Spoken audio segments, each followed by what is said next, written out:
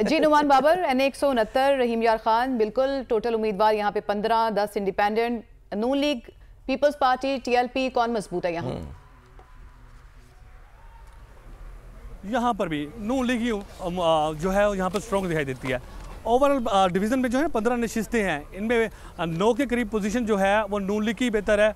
1-2 सीटें जो है वो पीपल्स पार्टी के पास आएंगी, क्योंकि मखदूम अहमद महमूद के बेटे जो हैं, जो साबिक गवर्नर है मखदूम अहमद महमूद, उनके बेटे मैदान में, इसी तरह से तारिक बशीर चीमा है। तो एक मिक्सचर जो है बनकर सामने आएगा, लेकिन बर्तरी ओवरऑल तमाम सीटों पर जो है इस डिवीज़न में भी नून लीग की ही रहेगी। अब NA 169 जो है रहीम यार खान का, यहाँ पर सैयद मुबीन अहमद हैं, नून लीग के उम्मीदवार हैं, अच्छी पोजीशन पर है। इसी तरह से हिमायत याफ्ता है तहरीक इंसाफ के राजा सलीम, ये मैदान में है, और पीपल्स पार्टी के मुर्तज़ा महमूद जो है वो भी मखदूम अहमद महमूद के बेटे हैं, लेकिन यहाँ पर उनकी पोजीशन ऐसा मजबूत नहीं दिखाई दे रही, क्योंकि ये हल्का जो है, जो उनकी रेंज है, ये उससे बाहर का है। इसी तरह से NA 170 इंतहाई अहम है। हामिद सईद काज़मी मैदान में है, पीपल्स पार्टी के उम्मीदवार हैं। इससे कबल वो पीपल्स पार्टी से नाराज़ हुए थे। अब कुछ रोज़ कबल जो है आसिफ अली जरदारी उनके घर गए, उनको मनाया, उनको दोबारा पीपल्स पार्टी में शामिल किया, और अब ये इसी हल्के से उनको टिकट जारी दिया गया है, क्योंकि यहाँ पर उनके मुरीद, अगरचे वो रहते हैं मुल्तान में हैं, हामिद सईद काज़मी साहब रहते हैं मुल्तान में हैं, लेकिन उनका हल्का अहबाब जो है वो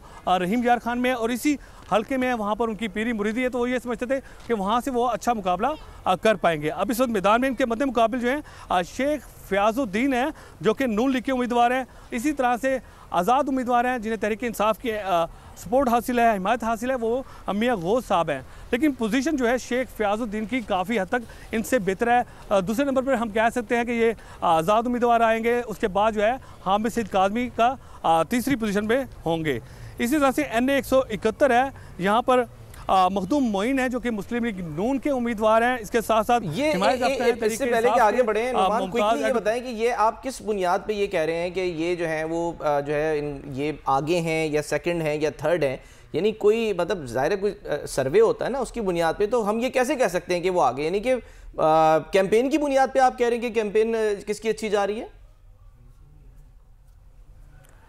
हसन, बिल्कुल, जो एक सर्वे जो है उसको भी कंडक्ट किया गया है, उसके साथ साथ एक जो टेम्पो बना है जिसमें कहा गया कि हमारी बात हो गई है, उसका भी इम्पैक्ट आ रहा है। इसी तरह से जो है पीपल्स पार्टी को किसी किस्म की परेशानी नहीं है। मखदूम अहमद महमूद खुद हैं पड़े, उन्होंने एक जो उनका हल्का बाब है इसी रहीम यार खान में है, उनकी शुगर मिल्स हैं, उनके अच्छे खासे एम्प्लॉयज़ हैं जिनको अकोमोडेट किया गया है, और दूसरे फ्लाई काम जो हैं वो भी इंतहाई ज़्यादा हैं। इसलिए हम कह रहे थे तो जहाँ जिन हल्कों में मुस्लिम लीग नून की पोजीशन बेहतर है, क्योंकि बाज़ जगह ये भी देखने में आया कि कैंडिडेट जो है 15-20 साल से लड़ रहा है और वो जीता आ रहा है, उसके मद्दे मुकाबिल सच उस तरह का पहलवान नहीं है, और एक 80 kg का पहलवान है तो उसके मद्दे मुकाबिल 30 kg का पहलवान है, तो उससे रिजल्ट सामने आउटपुट जो है वो नज़र आ जाता है।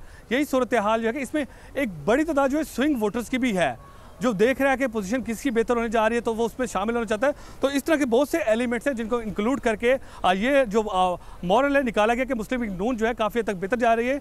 और उसके लिए ये कहा जाता है ना, जो आप जिस स्विंग वोटर की आप बात कर रहे हैं कि वो देखते ये हैं कि बिल्कुल आखिरी लम्हात में हवा किस तरफ चल रही है, तो बहुत से ऐसे लोग हैं कि जो कि नज़रियाती नहीं होते, वो ये देखते हैं कि भाई अब जो है वो हवा उस तरफ की चल रही है, फील आना शुरू हो जाती है, फला पार्टी जीत रही है। फील आना जरूरी है कि इंतखाबी मुहिम में तो सिर्फ 5 ही दिन बाकी रह गए, उसके बाद खत्म हो जाएगी, तो जो टेम्परामेंट बनाना था, जो एक वाइब बनना थी, वो काफी हद तक बन चुकी होगी, और लोग उसे अंदाजा लगा लेते हैं कि किस तरफ। वैसे स्विंग वोटर इसका कोई टाइम होता है कि इसने कब डिसाइड करना होता है? 1 दिन पहले, 2 दिन पहले, या बिल्कुल जिस दिन वो नाश्ता करके सुबह जाता है वोट डालने, उस वक्त देखता है कि रश किधर लगा हुआ है, कौन से पोलिंग बूथ पे जो है वो ज्यादा, यानी कि लोग किसकी तरफ जो है वो जा रहे हैं? नाश्ता करने से पहले कोई नाश्ते की ऑफर को कंसीडर नाश्ता करा दे अगर कोई तो।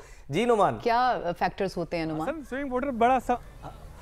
स्विंग वोटर जो है ना बड़ा समझदार होता है। एक तो तमाम जो कॉर्नर मीटिंग्स होती है उसको अटेंड करता है, उनके साथ नाश्ते भी करता है, दैन उसको अंदाज़ा हो जाता है कि किसके विंग्स जो हैं किस हद तक मजबूत हैं।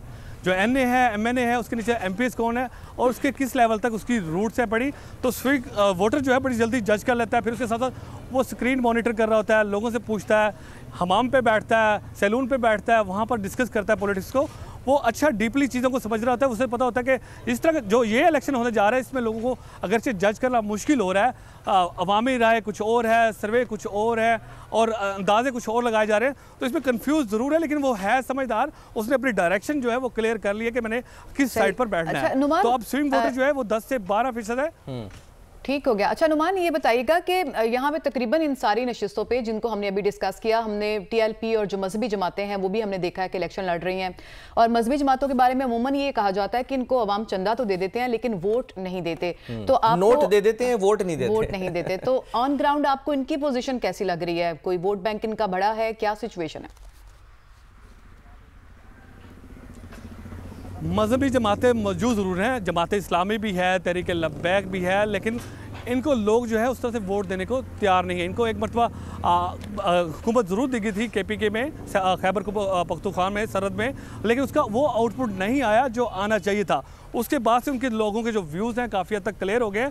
नारे लगाते हैं, इनके साथ बैठते हैं, लेकिन उनको वोट देने को तैयार नहीं। इनका जो वोट का एक लेवल जो है वो 4 से 5 हज़ार है। बाज़ औक़ात इनकी ज़मानत तक जब्त हो जाती है, लेकिन अब तो ये ज़मानत वाला फार्मूला ही नहीं रहा, क्योंकि जिसने जो पैसे जमा कराए हैं इलेक्शन लड़ने के लिए वो वापस मिलने ही नहीं है। वो तमाम कैंडिडेट को इसी तरह की सूरत हाल होगी। तो बाज़ जगह जमात इस्लामी और जो तहरीक लब्बैक है उनकी इसी तरह से पोजीशन है। उन्होंने खाना पूरी के हद तक कैंडिडेट ज़रूर दिए हैं, लेकिन वो कैंपेन उस तरह से नहीं कर पा रहे। वो कह रहे हैं जो वोट मिलेगा मिल जाएगा, जो नहीं मिलना ना मिले। इन सब की जो पोजीशन है इसी तरह से है। ठीक है, आगे मेरे ख्याल हमने NA 171 खुसरो बख्तियार साहब यहाँ से कामयाब हुए थे, और जहाँ तक मुझे याद है खुसरो बख्तियार साहब ही वही जो जनूबी पंजाब महाज जो बना था, ऐसा ही है नुमान? और नुमान साथ साथ ये भी बता दीजिएगा कि क्या इस दफ़ा भी जनूबी पंजाब कैंपेन का हिस्सा है? इस दफ़ा जो उम्मीदवार है वो दोबारा से ये कोई लारा लगा रहे हैं, या ये मामला ख़त्म हो चुका इंतखाबी मुहिम से भी? जी बिल्कुल, चूरन तैयार है, मंजन बेचा जा रहा है, कोशिश की जा रही है। अभी भी जो पीपल्स पार्टी ने जो स्लोगन पकड़ा है वो यही पकड़ा कि हम सुबह देंगे। हमने ही आवाज़ उठाई थी पार्लियामेंट में, हम भी इसको पाया तकमील तक पहुंचाएंगे, हम ही ख्वाबों की ताबीर देंगे। इस मरतबा मज़ीद जो है चूरन बेचा जा रहा है, लेकिन वो इस हवाले से क्लियर भी हैं कि सुबह बनना नहीं है। सेक्रेटरीट किसी हद तक बन गया है, वो लास्ट प्रोसेस में, क्योंकि यहाँ पर एडिशनल IGP बैठता है। इसमें एक और बड़ा अहम पहलू है नुमान के जो भी जमात जनूबी पंजाब में कामयाबी हासिल करेगी, सीटें वहाँ से जीतेगी, डिपेंड ये करता है अगर उसको सेंट्रल पंजाब से भी अच्छी पोजीशन उसको मिली तो ही वो सूबा बनाएगी। ब्रेक लेते हैं, ब्रेक के बाद हम हुकूमत भी बनाएगी। हाँ जी